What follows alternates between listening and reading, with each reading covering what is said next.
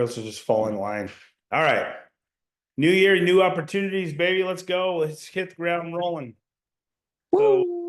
you gotta understand this is our year. 2025 is gonna be freaking amazing, dude. I'm super pumped up.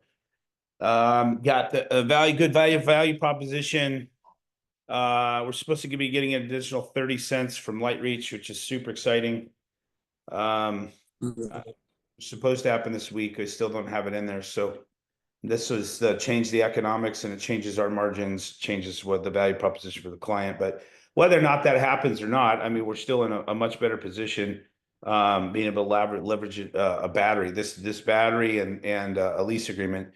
I always that was weird that people would tell me that they would go and looking at national numbers and seeing what people threw down. And then when they did a lease is just so easy, man. It's just absolutely incredibly easy. I want to talk about the first year and what you guys should all be doing. And so, for me personally, I try to design as much as my life as I can. So set the intention for the design, and then I go out and I take the necessary action to make it into reality. And so the first step is the internal representation and the internal stuff that I'm doing to have the outward manifestations.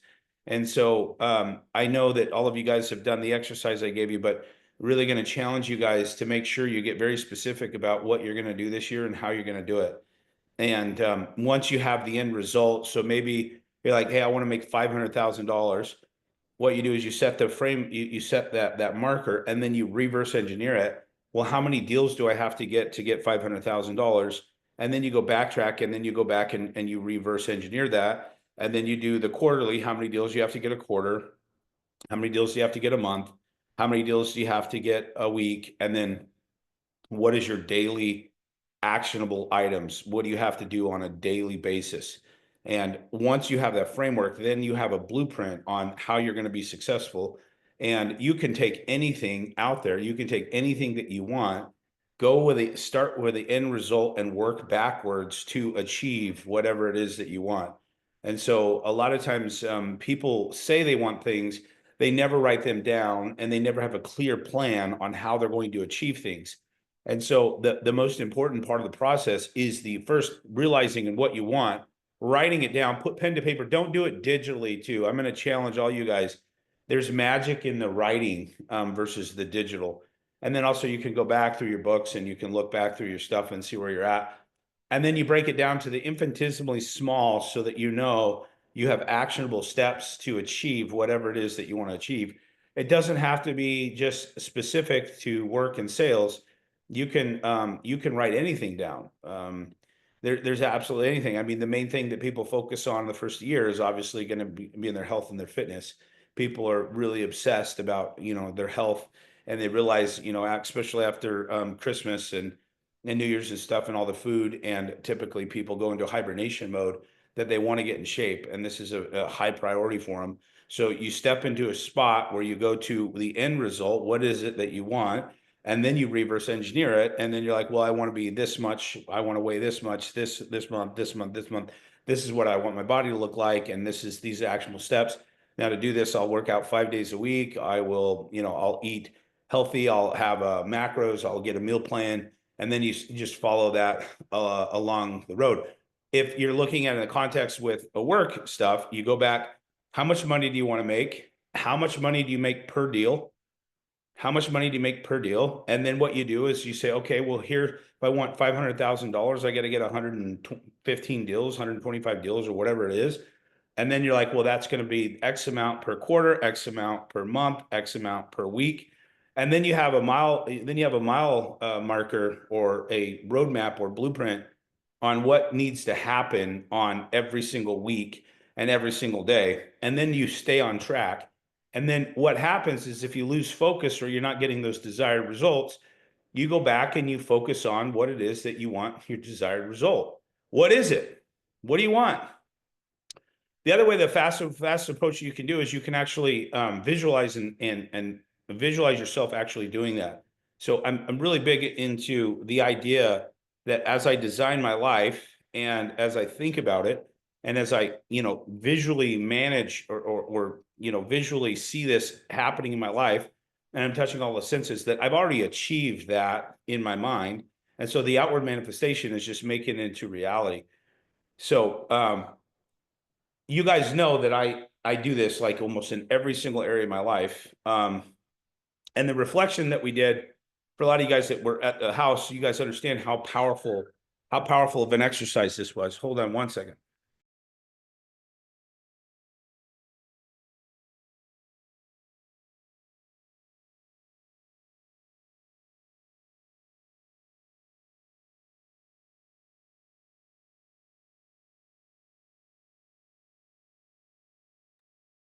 Um, and the sky's the limit. Your the only things that you have that hold you back is just of the things that you've not thought of. So we're gonna do some training today. I'm gonna kind of touch on some stuff that we've already trained on, but I've written down a process to get people bought in emotionally. And in the context of a sales context, this is a very effective approach to getting people bought in um, to the value proposition. And so logically, this makes sense. Raise your hand if solar just makes sense. The numbers are going to make sense. Having predictability, absolute certainty, having a better quality of life, this makes sense to all of us. And so the logical part of our brain is always going to be like, okay, hey, this makes sense. Let's do it. But here's the thing, though, with this is that, dude, people buy emotionally and they justify with logic. This is works every single time. And so we can logically explain this to people. But what we've got to do is we've got to get people bought in emotionally. So if you can get them bought in emotionally, then the logic will justify once the emotions are gone. But do not lead with the logic. Um, and I find myself, especially with a lease, because a lease is very logical, just to make sense, buying area from a cheaper, cleaner rate. But you have to get people bought in emotionally. And I'm going to have all you guys write down the step-by-step process of what you can do to get people bought in emotionally. Okay. So if you're going to get people bought in emotionally, remember this, though. Remember this. I want you to consider this, that anytime someone makes a decision, it's going to be emotion based. There's got to be some emotional motivation behind it. So you're going to need to connect on deeper desires, pain points, and aspirations. And I'm going to give you a structured approach. So you guys all know what I do every single time is I talk about a relatable story. Step one, talk about a relatable story. You can share a personal story. You guys, I always share my story about coming to Arizona and having a $500 bill and what I did with that. But I'm also going to share about, I'm going to share something, a deep emotional story that's going to get the people attached. And everybody loves stories. Like this is the idea. Every single person loves a story because there's laced with metaphors. And so if I were to tell you a story, you guys are all going to listen. I'm just not giving you information. Giving information is more like from an owl standpoint. But what we want to do is we're going to start with a story. Now, you can start with any type of a story, but share a personal or client success story that aligns with the customer's challenges or goals. So what are customers' challenges or goals? So customers' challenges or goals are the idea that they have no control over the utility bill. It's going up. They're strategically, managing their energy. They're typically not happy with where they're at, and they've resigned themselves to the fact that they're never going to get out of it. Now, you could certainly deliver that information like that, or you can more effectively tell a story. And so what do we know is happening right now? We know that the price is going up. And so I'm always telling about a story. This is a true life story. A customer that I had knocked on this lady's door, and I talked about the rising rates going up, and she said yes, and I know that. And she had actually printed out the SRP form and she laminated it, and it's on her refrigerator. And so, like, when I tell people this, and I'm telling people, I'll tell this story just like this. Hey, the SRP sent you guys an insert probably not last November, but the November before that, talking about this increase to pay for them to build these power plants. Now, you guys probably threw it away like everyone else, but I did have a little old lady who was on a fixed income that actually printed this out, laminated it, and she's got it against the refrigerator because it's freaking her out. Now, let me kind of tell you what the context she's in. She's worried about being able to pay for a utility bill and put food on the table. So when the price doubles, this is really going to affect her on a financial level. She's going to be hard hit. So she wants to know and be aware of what's happening so she can prepare herself. Now, you guys are probably not like that. But this lady, she's in a position where she's on a fixed income and she's really scared about these rising utility rates because she's paying attention, because she has to be very aware, because she has a finite amount of money. Now she's terrified. She knows what's happened. So anyways, when we ended up at her house, she obviously went solar because she understood and realized that now she has this flat, predictable bill. And now she knows what her bill is going to be every single month for the foreseeable future. And she has absolute certainty and she has a huge peace of mind. In fact, at the end of the presentation, she gave me a hug and she appreciated what we were able to do for her. Now, you guys might not be in the same boat because you're working and you're not on a fixed income, but you can probably only imagine how you're going to feel when this bill doubles. They just raised it in December. They raised it last December, and they're going to continue to raise this every December at 8.6%. Now, you guys understand and realize that this is compounding. So this is going to double everybody's bill. And whether or not you have a finite amount of income or you have disposable income, nobody wants to throw away more money than what they need to. So here's a massive benefit is the absolute certainty that you're going to get from having now a predictable bill. So that's one story that I leverage and I use, and it's laced with metaphors. And the people always are going to put themselves in the main character's shoes. They're going to see like this lady printing out an insert that talks about the increase. And so you got to understand facts tell, stories sell. And so if you can deliver factual information inside of a story mode, you're going to get the customers much more emotionally engaged. The other thing about a story is is going to put them in a much buying state. And what I mean by a buying state is it's going to allow them to see and feel a double bill. And so the best way to be able to leverage any of this at any period of time is obviously going to be some sort of a story that has some sort of a metaphor inside of it. And it's going to get the customer absolutely engaged. It's going to get them attentive, but it's going to get them emotionally bought in and into a buying state. This is very, very, very important. You want to use vivid imagery and emotional language to draw them in. So vivid imagery is this lady printing out, an insert and laminating it and putting on her refrigerator because she's freaked out and she's terrified about how she's going to put food on the table and also be able to still pay the utility bill. So she's scared about this.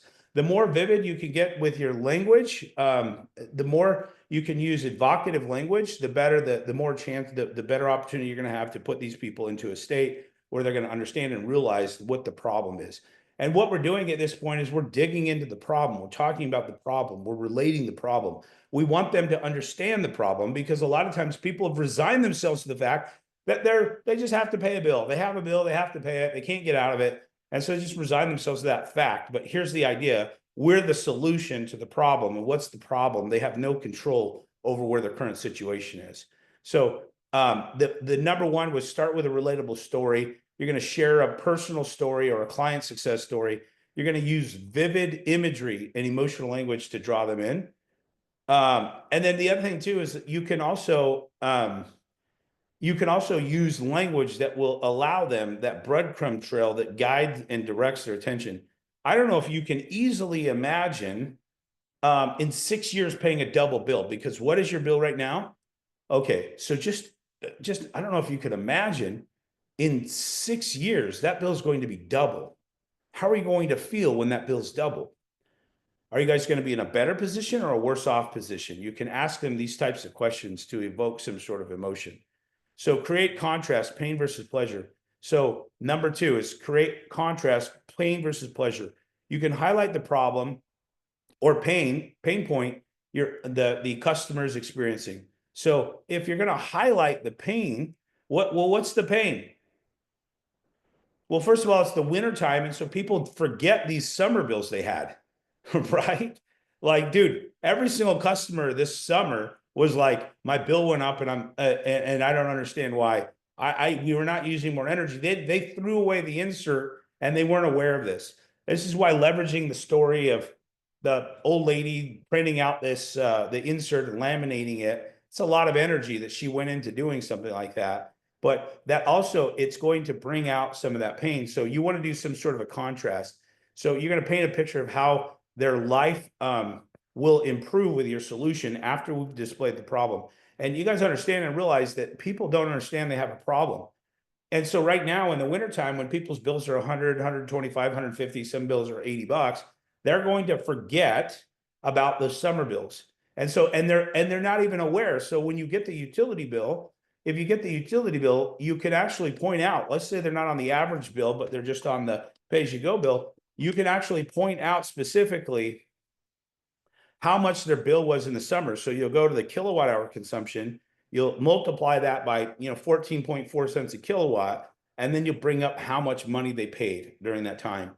And you can ask them, did this come out automatically, or did you have to physically write a check, or did you have to physically pay this? And so a lot of times people will forget about stuff, and if it comes out automatically, it just comes out of their bank account, and there's no awareness, and there's resignation, understanding and realizing that they have no control over that.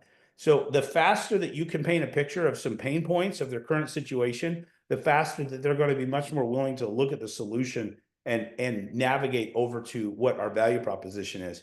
So right now, and some of the stuff I'll say is like, hey, right now, like you guys, one of the clients I did yesterday, I was like, hey, currently right now your bills aren't that high, and I know what your bills look like, but let me tell you, you probably don't remember what those bills were in the summer. This summer, you paid a $568 bill. And whether does that come out automatically? Okay, great. Well, I tell you what, like when you paid that $500 bill, because I can see on here that it was substantially higher than it was last year. Now I want you to just imagine in 6 years when this bill's $1,000.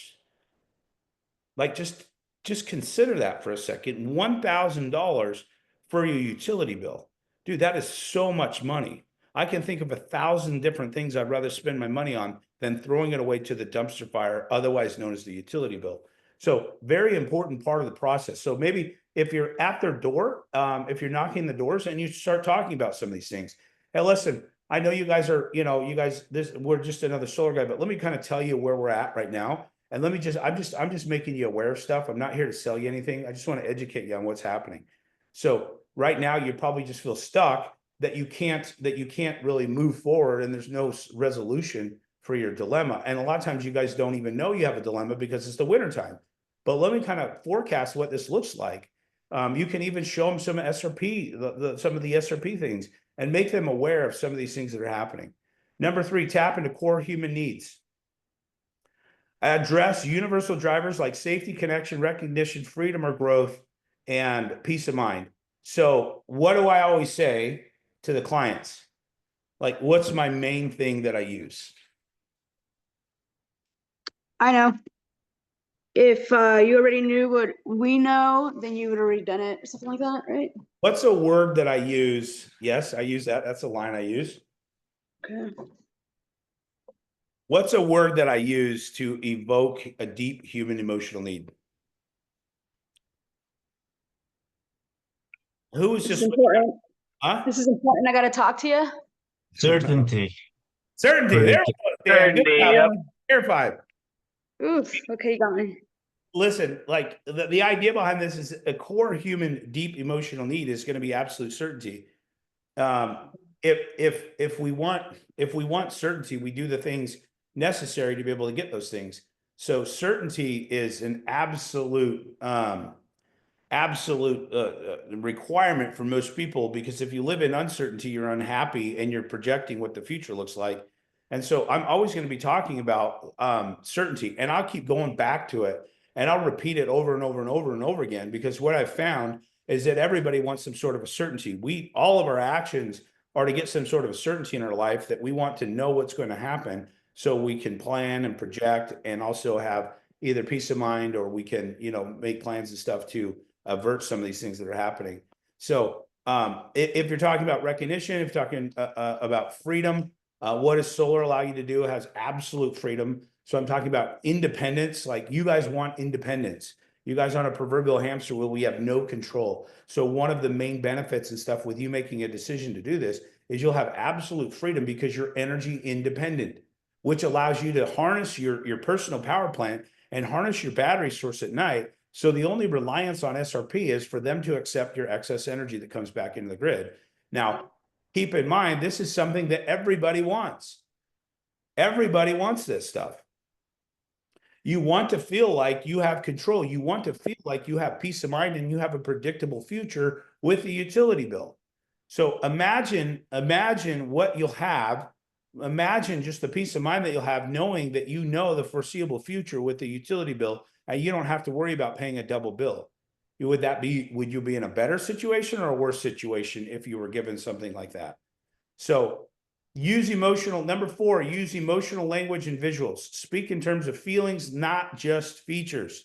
So I'm always talking about feelings. I want to evoke some sort of a feeling, and I want to put this in the context of these people understanding and realizing these things. So, I'm always going to be talking about how would you feel? Like everybody wants some sort of certainty. If we can give you certainty, you will have massive amounts of peace of mind because you'll have something that's absolutely predictable. How would you feel putting your thermostat where you want?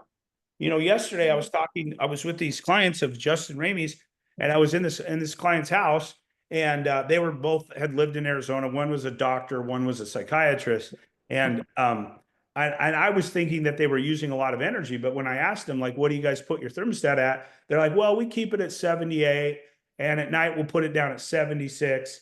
And I kind of joke, and I'm like, yeah, reptiles are real comfortable with that. But here, human beings are not typically comfortable with that, but you've acclimated for a long period of time. So when you find out that people are strategically suffering, you can tell them what they're already feeling, and then you're a mind reader, right? You become a mind reader because we understand like just the human actions to beat a build. And so some of the stuff I say is like, hey, like everybody does this. It doesn't matter the income level. Everybody gets into a point where they're strategically managing and using their energy. Now, let me kind of tell you what this means to you, being able to make a decision to go solar. I just want you to take a minute and imagine yourself putting the thermostat wherever you want. Now, don't think in terms of your bill's going to go up, because this is going to require a new level of thinking because you've been doing it for so long. But if you could put your thermostat whatever temperature you want and live your life one of comfort rather than one of strategy, would that make you feel good? Would you do it? Like, what would you put the thermostat at?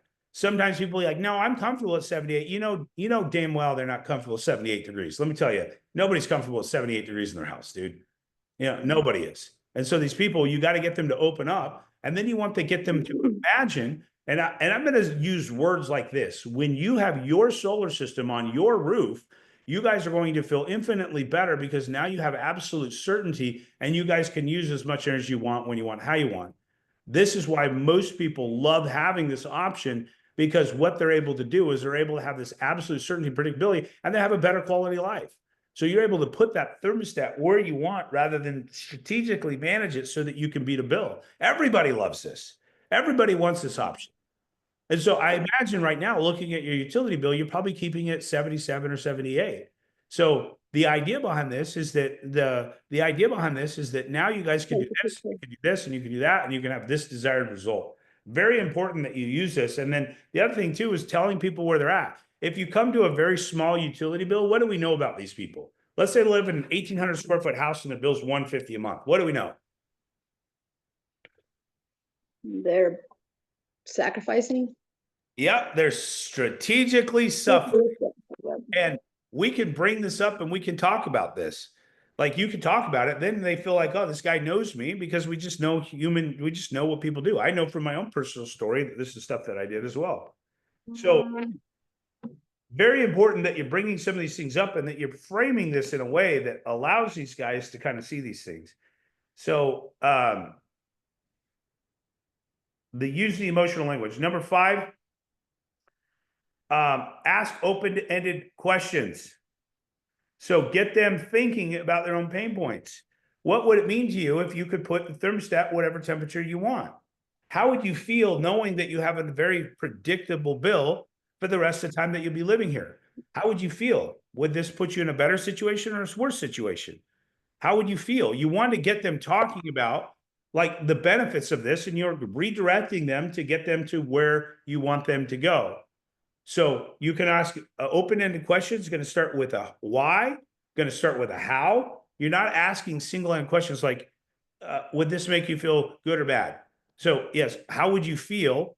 Like, how would you feel knowing that this is going to happen? How would that make you feel? And they're going to elaborate on that. And then what the whole point of asking an open-ended question is, you're redirecting their thinking. So if I were to redirect your thinking and I were to ask you a question, how would you feel if you had $1 million in your bank account? What's the first emotion that you would feel? And then what would be a series of emotions that you guys would feel knowing, waking up one day and having $1 million in your bank account? Like, how would that change your circumstances at that point? So when you're on the doors or you're at the kitchen table, like, how would you guys feel knowing that you have absolute certainty in a predictable bill? How would you feel? Why would you feel like that?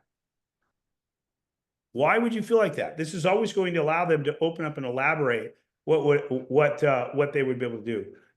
What would it mean for you to be able to own your own personal power plant and then be able to have something that's absolutely predictable? Number 6, build trust through authenticity. Here, a lot of times, what happens is when we first get here and we start learning, we feel like we have to be somebody else rather than be ourselves. And the idea behind this is people recognize inauthenticity. They also recognize authenticity. So the closer that you can be to your own personality, the closer that you can be to being real, is the faster you'll have the speed of trust. And so you have to be authentic. I'm authentic everywhere I go. People either love me or they hate me. And I don't give a shit. Like, Mhm. I'm an expert, and so I'm going to be able to leverage and use my own personality. And I'm not going to be vanilla. I'm going to be exactly who I am. And people will recognize that, whether or not they immediately like me, at least that I'm authentic and they understand and realize that I'm not full of shit. So we all know those people, and you guys are probably some of those people, because I've been those people where we change our tone, we change our personality because we think that this is what the people want. But the closer that you can get to being authentic and being your true self on the doors or at the kitchen table, is the faster that you'll have to being a top 1%er. This works every time. And what we always see is we have a tendency to see that when you're first brand new, you're inauthentic. You're not being yourself. Maybe some of you guys don't know who you are, right? You don't know your personality. And this is why we always want to talk to people in very familiar tones. And we want to talk to people like very familiar, like we've known them for a very long time. They will catch on and they will be able to do that. So be genuine and relatable, share vulnerabilities or past struggles you've overcome, show that you really truly care about their transformation, not just the sale. The transformation for these people is to be able to uncover what the problem is and have a solution to their problem. Number 7, anchor with stories of success. So maybe you have that client that's like, oh, I need to think about it because of this, this, and this. I'll be like, absolutely, I 100% understand. You have all the time in the world to make this decision. Let me kind of tell you about Jimmy that was down the street. Jimmy felt the same way. He was, very risk adverse, kind of like yourself. And the other thing is, during this presentation, if you can tell them who they are or what they're doing, you're always going to have a better opportunity or better chance of being able to help these people out. So you tell them exactly what you see out of them, and they're going to understand and realize that, hey, maybe this person does know me and they understand this thing. And then you leverage a story. You leverage a story about someone that felt the same way that they did, that made this decision and felt better. So maybe you're on the doors and they're like, oh, well, this and that and blah, blah, blah. I say, absolutely, I understand. So what I hear you saying is this. Let me kind of tell you about this guy. So this guy had those same preconceived misconceptions as what you had. But once he allowed us to sit back with him and showed him how it works, he understood the process and some of these benefits. And he also understood is the situation, the problem that he was in today. So he ended up making the decision. I was actually just talking to him, I don't know, a couple of weeks ago, and he was extremely thankful and grateful that he made the decision to do this because he's now in a much better position of life. The anchoring the stories of success is also going to emphasize their emotional journey, not just the results. And so we understand that many people, everybody, it lives in a state of fear. If they're not moving forward with solar, it's because they're fearful. They're fearful that they're going to make a decision. They're fearful they didn't ask a question. They're fearful about something, right? You can think about your own life. When didn't you make a decision? Why didn't you make a decision? Why? Right. You're Fear. you're scared. Mhm. There's some decisions we don't want to make because they're bad decisions, and we just understand and realize that. But if you're asking to make a buying decision, you're like, well, is the value there? Is it worth my money? Number 8, create urgency. Hey, there's never been a better time than to create urgency. And I'm leveraging and still telling stories about this tax incentive. You guys are all saying grants. I don't know about grants. I went to a lady at Justin Ramey's, and she was under the understanding she told us all the reasons why she wasn't going to go solar. This is the first day of the year. This was New Year's Day, telling us all the reasons she's not going to go solar. Well, I'm not going to go solar because we're going to retire soon, and it's going to cost us a bunch of money, and it's going to take this, and it's going to do that, and it's going to do this. And then even if there is grants, we have to apply for the grants, so we have to hope we get the grants and all these other things. I'm like, yes, absolutely. So what I hear you saying is this. And then she just gave me the blueprint on how to sell her. And then what I did is I created the urgency around the tax incentives. Listen, this tax incentive that they're giving us right now is not going to last forever. And it's very volatile. Look, especially this, the change from the Biden administration to the Trump administration. There's a whole bunch of stuff that's up in the air. Talk about this. Create the urgency so you're not pushing them off the cliff when you're asking them to make a decision, when you're asking them to make a consultation. You got to create the urgency. Hey, listen, on the 11th of January, Congress is meeting again, and they're trying to get rid of this. They're trying to revoke what this tax incentive was because of this, this, and this. And so I'll tell stories. And the story is right now is that, hey, like this tax incentive was built for American-made companies to open American-made manufacturing plants. The issue is American-made manufacturing plants never made the move to America. They're still mining. They're still building their stuff out in Asia. But the Asian companies, in anticipation of this bill, opened up American-made manufacturing plants. So everything that's made in the United States. The problem with that is these senators right now are freaking out because what they're saying is that the beneficiaries of this tax incentive are these foreign entities. So this is changing. It's always evolving. I got good news for you, though. If you take advantage right now, it doesn't matter what happens in the future. It doesn't really matter. There's never been a better time than to take advantage of solar than right now. And let me kind of tell you, this is exactly why. And so you create the urgency without pushing them off the cliff. I create the urgency. If you can actually get them to buy into this, and these are true stories. Dude, there's a bunch of stuff on the horizon. Here's the thing. We will figure it out. Dude, it doesn't matter what the utility companies hit us with. It doesn't matter what happens with policy, the ebb and flow of solar. We will figure it out. We'll figure out a way, a strategy, a solution to it. But the beneficiaries right now are the clients because they're getting a ton of money, and they're the beneficiaries because of the tax incentives. This is changing. Number 9, incorporate a powerful call to action. So guide them into take action in a way that feels like a natural step in that journey. So if a powerful call to action is like, hey, we're going to start the process today. Hey, I've got to set the consultation now, because if I don't, I'm going to lose track of you and you guys will miss out. So we've got to set this. I have a Wednesday or a Thursday. Which day works best for you? Is it Wednesday or Thursday? Like, just let me know, like, which day is going to work better for you for us to come down here and show you what this is going to look like. So a call to action is just the transition. And a lot of you guys, when you're brand new, you struggle on the transition because you don't have the wisdom on when to transition. You have to give them a call to action. Even if they don't do it and you know they're not going to do it, at least try and attempt to get them to move forward. Like, you have to give them an option. So the idea here is, some of you guys, and myself included, when people were discounting themselves, I bought their objection rather than continuing to try and push. Whether you get the sale or you don't get the sale is irrelevant. Whether you get the appointment or not get the appointment, you always have to at least ask them to move forward. And listen, I have a consultation I could do tomorrow, or I could do the next day, mornings or afternoons. Which day and time work best for you? Like, even if they're saying no, and they're giving you all these bullshit objections, always make sure that you're incorporating the call to action no matter what. Now, the wisdom is to know when to transition. Like, I don't go into a house and be like, okay, you guys, all we have to do is we just have to make sure your credit qualifies. We have to make sure that your roof qualifies. So we're going to start the process today. I know the wisdom after I've built enough value to be able to push them to make that decision. So the idea behind this is all of these things, these 9 steps. That was number 9. I'm going to go over these one more time, but all of these 9 steps are going to guide the customer and the client to making a better decision that will be more beneficial to them and help them. And the more you can get them bought in emotionally, is the better chance, the better opportunity you have to get these people to move forward. So I'm going to challenge all of you guys to incorporate these steps. I'm also going to challenge you guys to review these notes and be able to maybe review the Zoom so that you guys can have a better opportunity, a better chance of getting these people bought in emotionally. If you think about your own life and you think and you consider what the times that you've made decisions, like they were always going to be emotionally based. Like every decision that we typically make is going to have some sort of emotion to it. The logical will not be able to push us over the finish line because it's just logical and we haven't employed the emotional faculties that we have.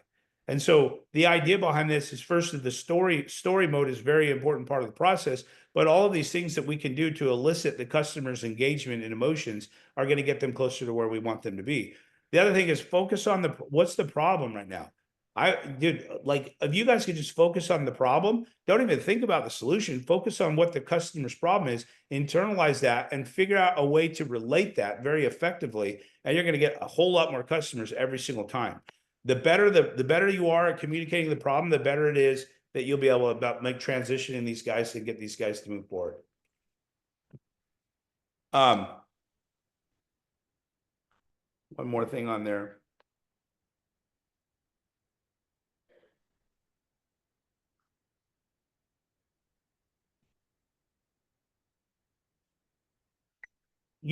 The other thing with it, with the process and the system, you're not going to have to, you don't have to like, oh, I did step one, I did step two. If you could just elicit some of these strategies inside of a sale, like you're going to get a lot more customers and you're going to get a lot more engagement from the client. Sometimes people aren't emotional thinkers. And so we've got to take them along this journey, this breadcrumb trail to get them emotionally engaged. The other thing about the emotional engagement is asking, open-ended questions that get them thinking and feeling about the value proposition and about the current state of circumstances. So you want to get them into a state where they're open and they're thinking about their current situation or their current problems. So that's it for today. Love you guys. I'm going to go run some more appointments. I know that some of you guys don't have sales yet. It's the first of the year. Let's make sure that we're making deals right before. Make sure you're making deals that start the year strong. So don't wait. None of you guys are on vacation right now. Start the week strong, so that you can finish strong. We want to start strong so that we can finish strong. The first of the year and the reaction and what we're doing in the first year is usually going to determine the rest of the year as well. So I love you guys. Have a great day. Let's go. Love you, Luke. Love you, Luke. Love Peace you. out. Let's go. Love you all. Peace. Everyone have a blessed day. Go kill it. Let's go.